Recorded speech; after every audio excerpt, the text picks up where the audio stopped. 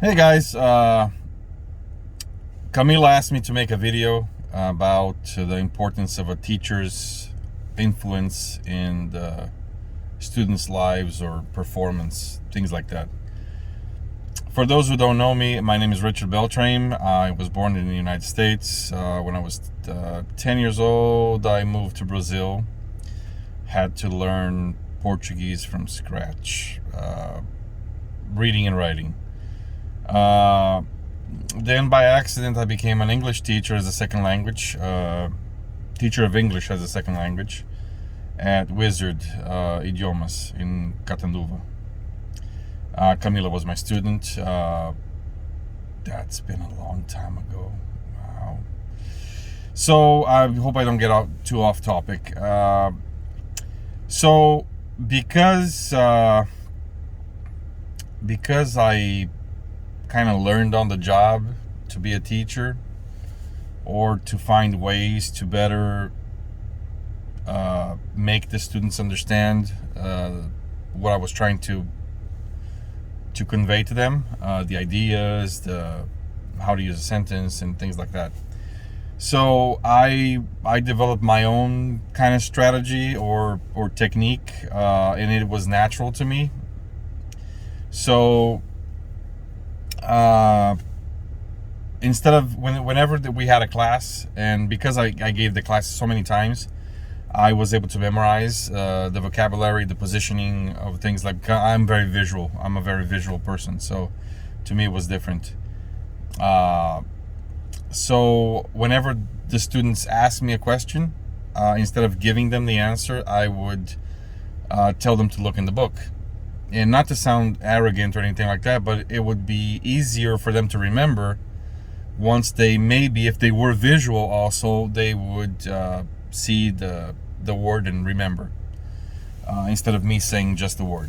So, and after you do you do that so many times, you kind of memorize.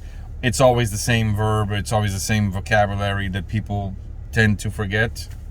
So it was kind of easy for me to just do that. And also, when we say be aware of your surroundings, it means when you're in a classroom with students, we all come to the classroom with our problems, with our personalities. So after you learn, you know your students, you know them. If you're paying attention, of course, you know them the minute they walk through the door, if they're having a good day, if they're having a bad day. So teaching English as a second language, or teaching anything to other people, it has a lot to do with not only the language, not only what you're teaching. It's much more than that. So Camila told me that I was a good inspiration for her. Other people have told me the same thing. So when you're trying to teach whatever it is you're trying to teach, that's not the only thing you're doing. You're interacting with people, you are putting your energy, you are observing how they respond, and you have to tweak the method to better serve your audience, which is the students. So, and the students being the bigger the group, the more difficult it is, I would say. But usually, whenever you're teaching, you're teaching anything. Usually, we have three categories. People are visual. People are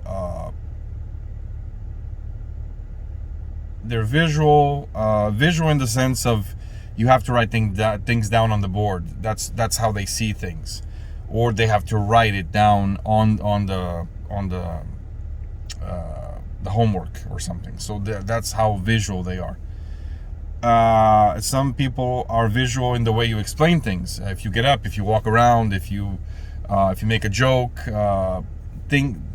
it tends to make them remember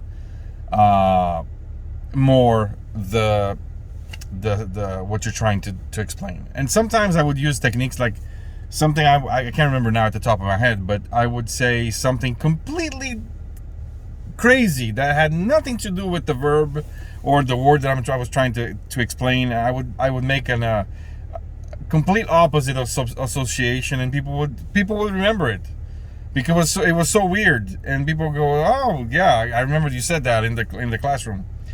So these little magical moments you have in the classroom, trying to spice things up, put your own flair onto it, makes a difference in how you are perceived as a teacher, or how you convey your knowledge to the students.